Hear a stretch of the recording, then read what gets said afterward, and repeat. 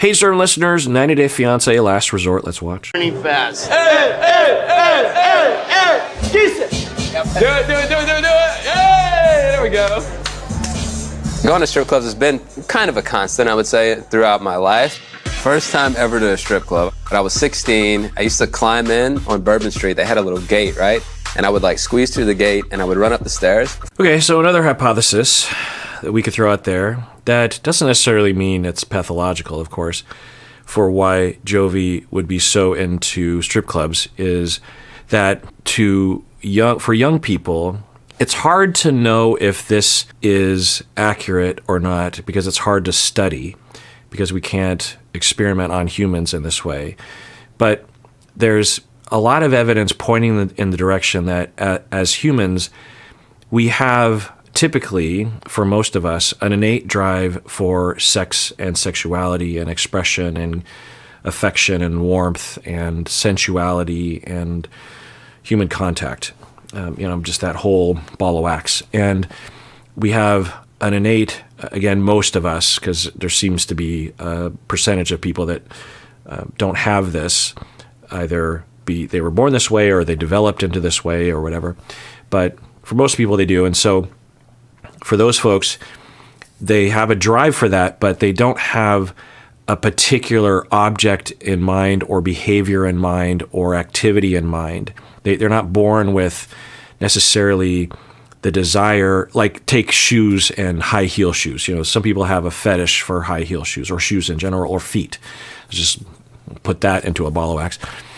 And of course, high heel shoes or shoes in general didn't exist for the majority of our species evolution, right?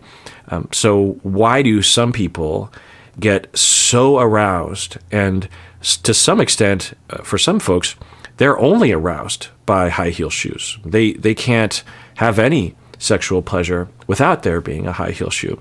And again, there's nothing pathological with that. It could be limiting, but each to their own. Kinks are fine and great.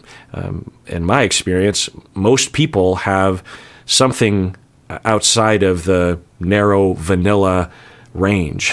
So kink is the norm when you actually get to know people. So, as a therapist, you hear people's true feelings and motivations and kinks, and I'm here to tell you that it's unusual. It'd be kinky if someone didn't have a kink. To be vanilla is kink to some extent, because kink means outside of, anyway. So why do we do that? Well, it seems as though, again, we're born with a desire, and then early experiences will imprint upon us a particular object or activity or behavior or look, the shape of someone's body, or like some people love lingerie, for example, lace or satin or something. Well, that didn't exist for eons, millennia, millions of years until rather recently. So why would someone be locked in on that? Well, it seems that we will become imprinted on, right? And it's not like we have kinks that, or especially those kinds of kinks around things that aren't in our culture. We are exposed to things when we're young, and then we will fetishize them. In other cultures, they have completely different fashion senses, right? And jewelry, and they will have a different set of things that will turn them on, right? So to branch out from there, we also can see the possibility of people having sexual turn-ons or preferences that are maybe less abnormal or less out of the norm. It's not abnormal to be attracted to high heel shoes, but it's rarer, right? But I'm trying to think of something that's more towards vanilla or vanilla, like women who will shave their hair in various places. That was not what was happening until recently, right? I mean, I don't know the whole history on this, but I'm old enough to remember when that was not done by anybody. It was considered something, in the 70s and 80s to some extent. It was considered something that, in fact, I remember learning about someone that had done that, and I think the assumption was that they had lice, and that's why that they shaved. And so, whereas today you see that it is the norm, and there's a lot of people that are turned on by that. And of course, there's a lot of people that are turned on by anything, hair or otherwise, or just hair.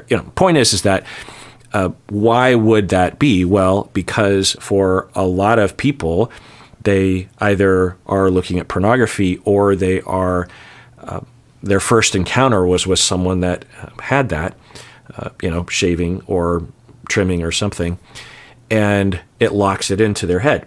I'm just going to take a guess and say that the full hair, try not to get demonetized, the full hair experience is preferred by an older cohort because of the nature of pornography in the past.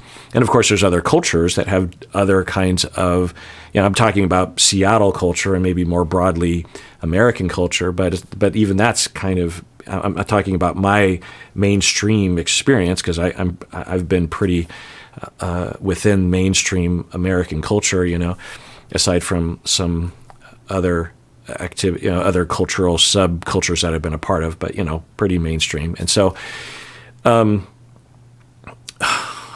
this is hard to talk about without being demonetized, or without offending people, I suppose as well. But for Jovi, it's possible that because in his early sexual development, prior to him having a lot of contact with other kinds of activities, he, for whatever reason, snuck into a strip club when he was 16. And it was such an overwhelming experience for him in a lot of ways. Like the way that I think about it, and I've heard scientists talk about it, biologists will talk, because again, there's some evidence in this direction, that, or at least the way that I phrase it, is that it's possible that as Jovi goes into the strip club, maybe he's just going in there because it's like forbidden or it seems cool or he had a friend or whatever. He's just curious.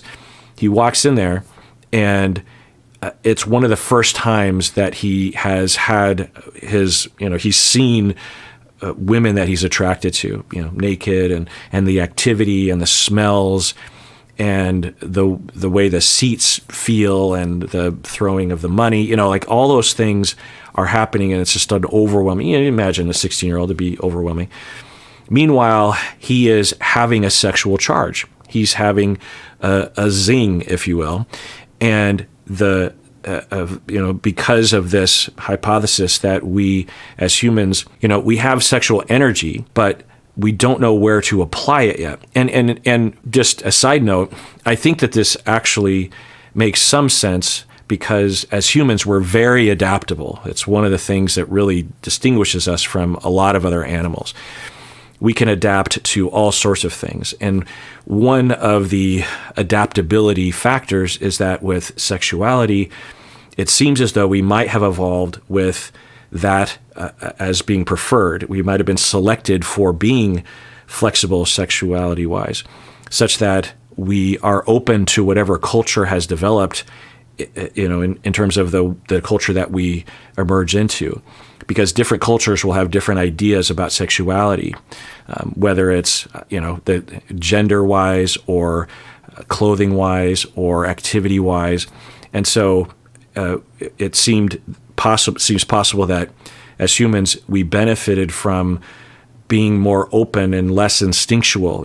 We had some instinct to do something, but we didn't know in what direction to do it. And that's why you see throughout different cultures currently and in history, you see completely different ideas of sexuality and attractiveness. And of course, there's politics and sexism and power and control, and there's a lot of other influences, of course. But you look at the Rubenesque woman of in the past in Europe, and that was the pinnacle of female attractiveness.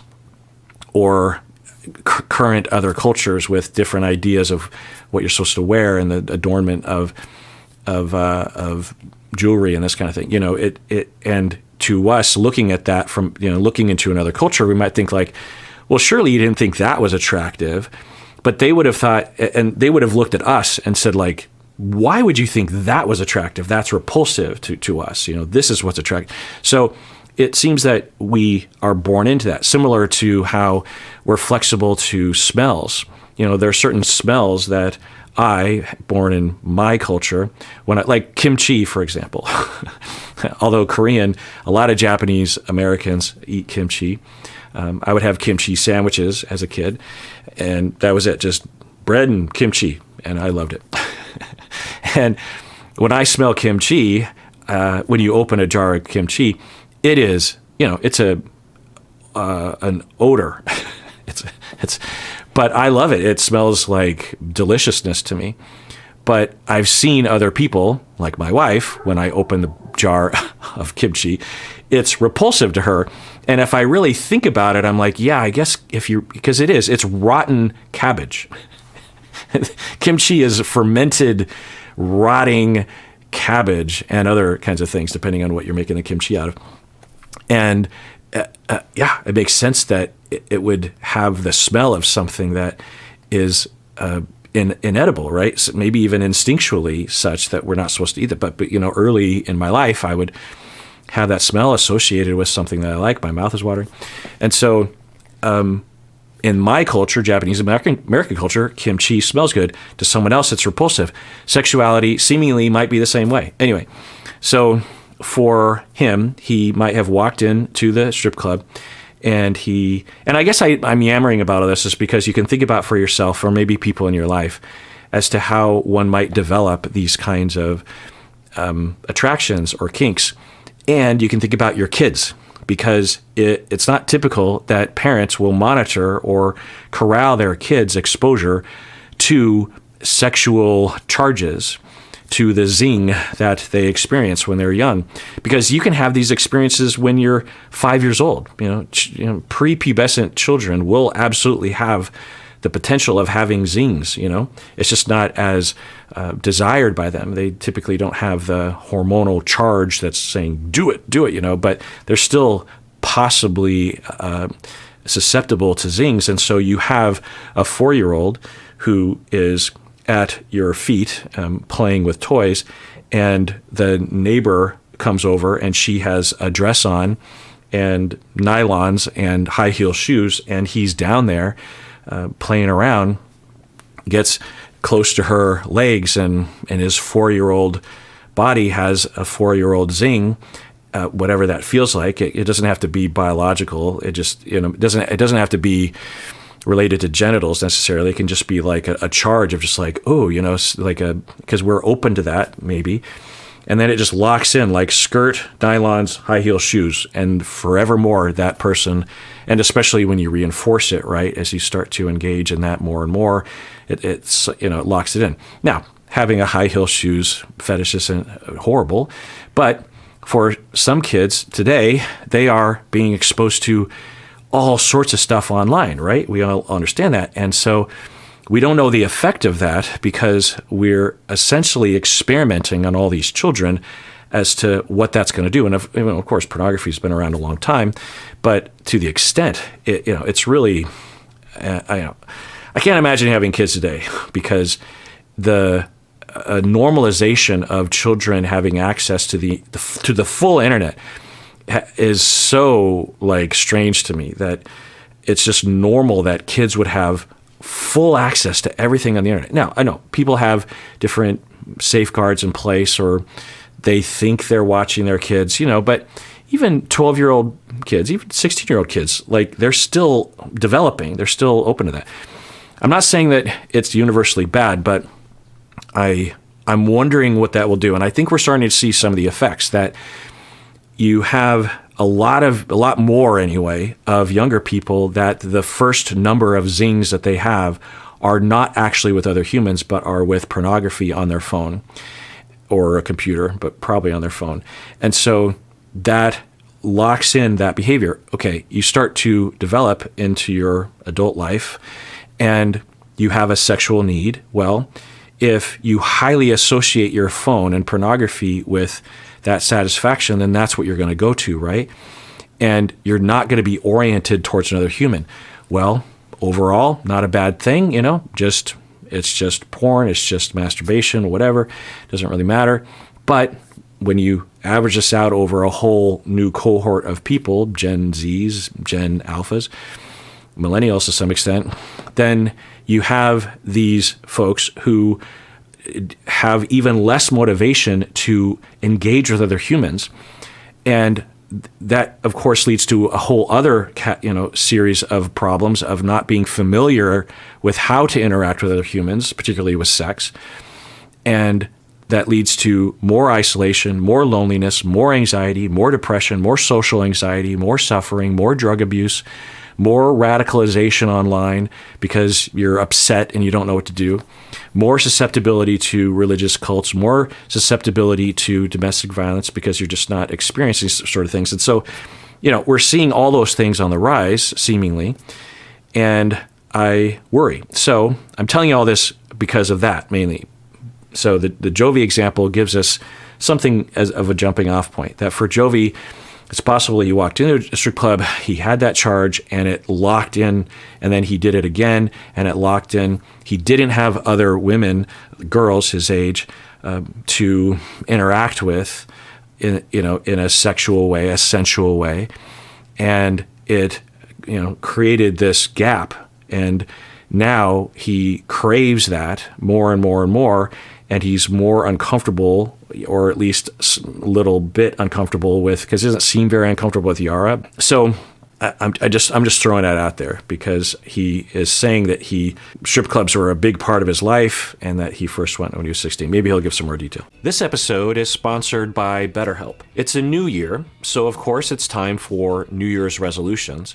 But often, those are just manifestations of internalized harmful voices that tell us we're not good enough. So instead of making a resolution to change something, let's recognize that we are already good enough. Now, most people think of therapy as a place for us to work on our problems, but there are several schools of thought within the field of psychotherapy that adamantly reject that paradigm, like narrative therapy and solution-focused. Instead, these clinicians help us focus on what we're already doing well. And by helping us do that, data shows that we often will gravitate towards more beneficial patterns.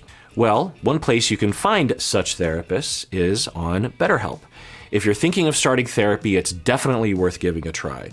So celebrate the progress you've already made. Visit betterhelp.com/Kirk today to get 10% off your first month. That's BetterHelp, HELP.com/Kirk. And I would squeeze through the gate and I would run up the stairs before security could find me, and then I would just sneak into the club. Yeah. There's quite a few nights like that. So I hope I can contribute to Asuelu having an amazing first time in a strip club. Can I get up on stage? I don't see why not. You're like, let's get on stage. Because the other part of this is that there are a lot of people, in fact, anecdotally, I would say most people are not super interested in strip clubs. Not because they look down on it, but because it just doesn't do anything for them, regardless of gender. And it's not an inherently enjoyable experience for people, right? And so that says something, right? It's not like people are denying themselves because of, they really want it, but they feel bad or they're trapped, and so, trapped in a marriage or a committed relationship, so they don't do it. It's literally something that, for a lot of people, they do as a lark, as a novelty on a bachelorette or a bachelor party or something. It's just kind of like funny to do, it demarcates the severity of the situation. It's like, holy shit, you're getting married tomorrow. Let's do something big. How about a stripper, So the fact that Jovi is so interested in it, I don't know. It's, and then I wonder what sort of gratification he's had from it. Again, I'm not pathologizing him. It absolutely could be within the realm of a healthy expression of sexuality, but it seems to not be all the time, given that he will very much hurt Yara in a way that most people would be hurt by if they were with Jovi. Aren't you a tall glass of water? Michael! Look, he's here. Say hi to Ed. Michael! And okay, I just want to show you where we are. Hey, look at that. Say hi, Mila. Hello. Look. Okay, it's possible that I've watched this whole scene and you've already heard me react to it. There's another possibility that I reacted to bits of it, but I didn't have enough to publish, so I just scrapped the whole, like if I watch for an evening and I only get like 3 minutes of reaction material, I don't publish a 3-minute video. Sometimes I can save it for another video, but usually I just sort of, and so I wonder if that's what happened. But anyway, Michael of Angela is being called on FaceTime, and so they are showing the stripper situation to Michael, and I'm sure Angela is going to explode when she finds out. I mean, we saw that was her, right? When they were in his hometown and they went to a strip club, right? Was it that couple? It was so long ago. And he just looked at a stripper. He wasn't even really, I'm pretty sure it was them. And I think she was physically violent with him. So, uh-oh. Michael, don't say no. This is good. This is help you. Michael, yeah. Don't say no. Hey, look, put your eyes here. Look at it. He ran away. Yeah, he very quickly, Michael, knowingly, very quickly just bounced. So it looks like he might have seen things for, I don't know, a couple seconds. And I'm guessing that he's going to get a lot of abuse from Angela because of that. I can see they are drunk at the strip club. It's not my thing. I'm still trying to fix my marriage, and if Angela finds out on call with the guys, she'll fly down to Nigeria and kick my ass. Yeah, literally, abusively.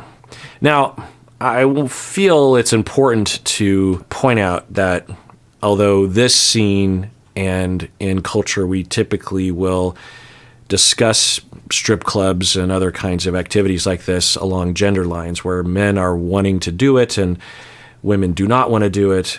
Women are the objects of sexuality. But of course, we understand, hopefully you all understand, that there's a variety of gender scenarios within this activity, including the customer, the gender of the customer, the gender of the performer, also the sexuality of the customer, sexual orientation of everybody. And I don't know, I'll ask my wife if it's okay that I say this. So if you don't hear me saying this, I've already cut it out. But one of the last times I was at a strip club years and years ago was because Stacy dragged me into a strip club. She was like, "We're going to a strip club." And I'm like, okay. And we went, and it went as expected. It was, I don't know, it just feels, I guess for me and my wife, it just feels like something kind of wild to do now and then. And then when you're in there, it doesn't feel super wild. It just feels kind of boring to some extent. I mean, God bless the performers, but it's not really my kind of thing. So yeah, I guess if you're hearing this now, it means my wife is cool with me saying this. So I feel like I need to point that out because often in media and on the show, it will play into certain stereotypes and gender ideas, the construct of gender, what is it? And this notion that the wives would be upset at their husbands who were at the strip clubs, and the guys are like, we want to go to a strip club. This is awesome. This is the best time. I mean, really, Jovi seems like the only one enjoying himself. Everyone else kind of seems to be like, is this what we do? What do we do here? Again, there's nothing wrong with enjoying a strip club, but I just think if you had someone that was susceptible to toxic elements of gender socialization, watching this show wouldn't help. So I feel that the need to kind of point out that there's a lot of variety and a lot of possibilities. Like the wives, well, I guess Liz included, she told Ed she was fine with him going. So yeah, another aspect of this, having said all that, is that in our culture, or at least mine, when men go to strip clubs, it's considered disgusting by some, and it's when women go to strip clubs, it's considered a liberation. Obviously, it can also be considered disgusting by folks, but I just want to point that out as well. Not that we should think of women going to strip clubs as being disgusting, but I think that we should destigmatize men going to strip clubs. We just don't know, right? It could be a disgusting thing. It could be a harmful thing. It could be an exploitative thing. It could be a harmful thing to the performers. But it also could just be a fun thing or a sexual thing or an activity that, as long as it's consensual and no one's being hurt and no one's being lied to, I'm all for it. I mean, there's all sorts of things that people do that I'm not into. My dad golfs twice a week. I tried golfing a couple times and found that my perfectionism got engaged too much, such that it ruined the game for me. I found myself getting so angry that I couldn't hit it as well as I had, hit it. It's been a while. So what's the language? My score at the end of 18 holes was a lot higher than it was the previous time that I had gone golfing, and I would get very upset at myself, and it wasn't fun. It was like 4 or 5 hours of me being miserable, and I thought, like, why am I doing this? So I can't. But my dad golfs. It's just an activity that people do. Wait, that's Michael, what's up? Michael, what's up? I'm sorry. Okay, so they're calling Michael back. By the way, just went upstairs, asked Stacy if it's okay that I talked about that, and she was very quick to say, yeah, she's fine with it. So she's doing some New Year's cleaning of the house, deep cleaning, and she said it's a Japanese tradition. I didn't know that. I'm 4th generation Japanese American, so I'm not up to speed on all the customs. I'm a bad Japanese person for not knowing that, apparently. She didn't say I was a bad Japanese. I'm saying I'm a bad Japanese person. All right, well, that does it for that episode. Everyone out there, please take care of yourself because you deserve it. You really, really do.